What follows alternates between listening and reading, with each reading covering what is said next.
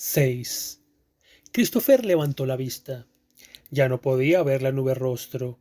Así de denso era el follaje de los árboles. Aún podía oír la lluvia, pero no caía ni una sola gota a la tierra. El suelo estaba todavía seco, resquebrajado como piel vieja, como si los árboles fueran un enorme paraguas, un paraguas que mantenía algo a salvo. Christopher se dio la vuelta y los pelos de su nuca se erizaron. ¿Quién anda ahí?, preguntó. Le respondieron el silencio y una respiración leve y superficial. Quizá había sido el viento, pero había algo ahí. Christopher podía sentirlo, como cuando sabes que alguien te está observando, igual que supo que Jerry era un hombre malo mucho antes de que su madre lo supiera. Oyó un paso. Se dio la vuelta. Solo era una piña que había caído de un árbol. Tuc, tuc, tuc. Rodó por el suelo y se detuvo en el camino. El camino estaba cubierto de agujas de pino y unas cuantas ramas torcidas, pero no había duda. Era un camino en la tierra que años de bicicletas y caminatas y carreras habían labrado, de niños que tomaban un atajo al otro lado del pueblo, pero ahora parecía abandonado, como si la valla hubiera mantenido a los niños alejados durante meses, quizá incluso años. No había huellas frescas. O sí, había unas. Podía ver las marcas de un zapato en la tierra. Christopher se acercó y puso sus pequeñas deportivas junto a ellas. Eran más o menos del mismo tamaño. Eran las huellas de un niño. Y entonces fue cuando oyó un llanto. Christopher le echó un vistazo al camino y vio que las huellas del niño seguían y seguían avanzando. El sonido llegaba a esa dirección, a lo lejos, en la distancia. ¿Hola? ¿Estás bien?, gritó Christopher. El llanto se volvió más intenso. Christopher sintió presión en el pecho y una voz en su interior le dijo que se diera la vuelta, regresara a la escuela y esperara a su madre. Pero el niño tenía problemas, así que ignoró su miedo y siguió las huellas. Lentamente al principio, con cuidado, fue hacia un viejo arroyo con un puente de madera. Las huellas entraban en el agua y salían al otro lado. Ahora eran lodosas. El niño debía de estar cerca. Ayúdame. ¿Era una voz? ¿Era el viento? Christopher aceleró el ritmo. Las huellas del niño lo llevaron junto a un tronco viejo y hueco tallado como si fuera una enorme canoa. Christopher miró al frente. No vio a nadie. La voz debió de ser el viento. No tenía sentido, pero no había otra explicación, porque no veía nada, salvo la luz. La luz a lo lejos, en el camino, brillante y azul. El lugar de donde provenía el llanto. Christopher comenzó a caminar hacia ella para ayudar al niño. Con cada paso había más luz y el espacio bajo los árboles se ensanchaba. Pronto ya no hubo árboles sobre su cabeza.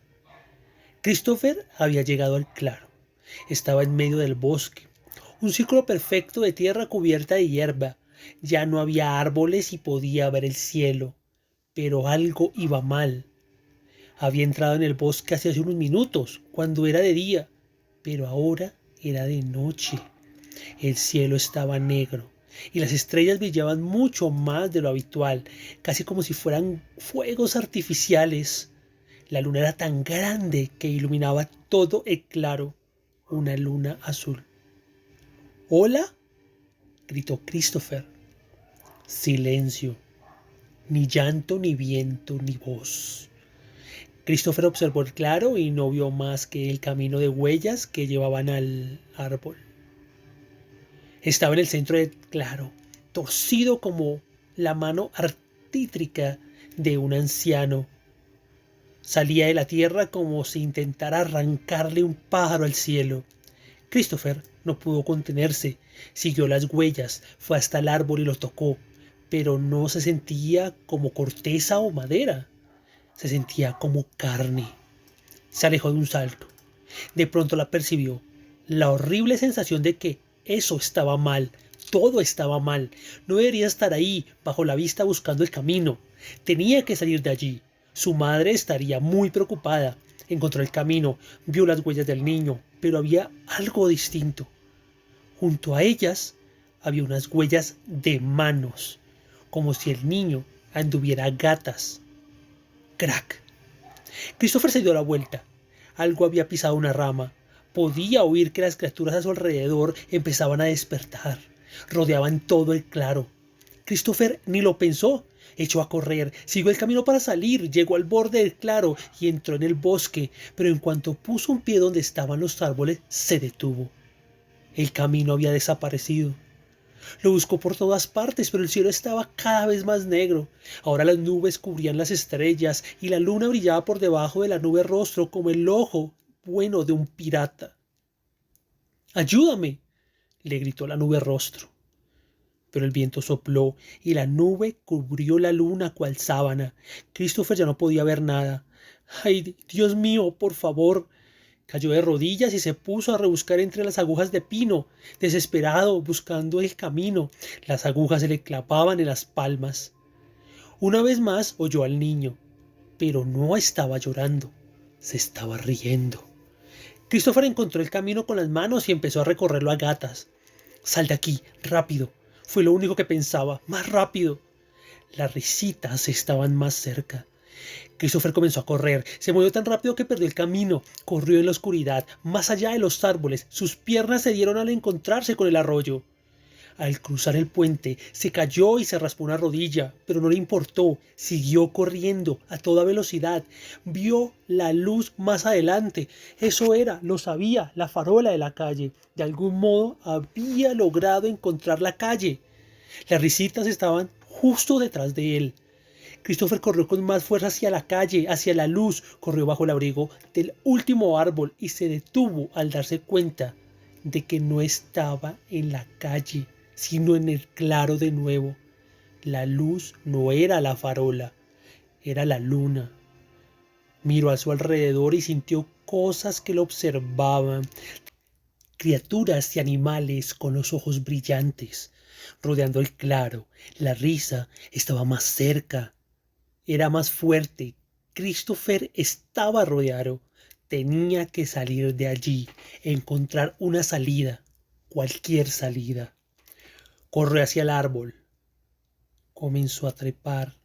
Bajo sus manos el árbol era como piel, como si estuviera trepando por brazos en vez de ramas. Pero ignoró esa sensación. Necesitaba subir más para encontrar una salida. Cuando llegó a la mitad del árbol, las nubes se abrieron. La luna resplandeció sobre el claro y Christopher lo vio. Al otro lado del claro, escondido detrás de las hojas y los arbustos, parecía la boca de una cueva, pero no era una cueva, era un túnel hecho por el hombre, con marco de madera, atravesado por unos raíles viejos. Christopher comprendió lo que eso significaba. Los raíles llevaban a estaciones de tren que llevan a pueblos. Podía salir. Bajó por los brazos del árbol, llegó al suelo, sintió una presencia en el bosque, los ojos puestos sobre él, esperando a que hiciera algún movimiento. Christopher corrió con todas sus fuerzas, a toda velocidad. Sentía las criaturas detrás de él, pero no podía verlas. Llegó a la boca y se asomó al túnel. Las vías lo recorrían como un espinazo oxidado. Vio el brillo de la luna al otro lado. Una salida. Entró corriendo en el túnel. El marco de madera sostenía las paredes y el techo como el costillar de una ballena, pero la madera era vieja, rota y podrida, y el túnel no era lo suficientemente ancho para que un tren lo cruzara. ¿Qué era ese lugar? ¿Un puente cubierto? ¿Una cloaca? ¿Una cueva? ¿Una mina?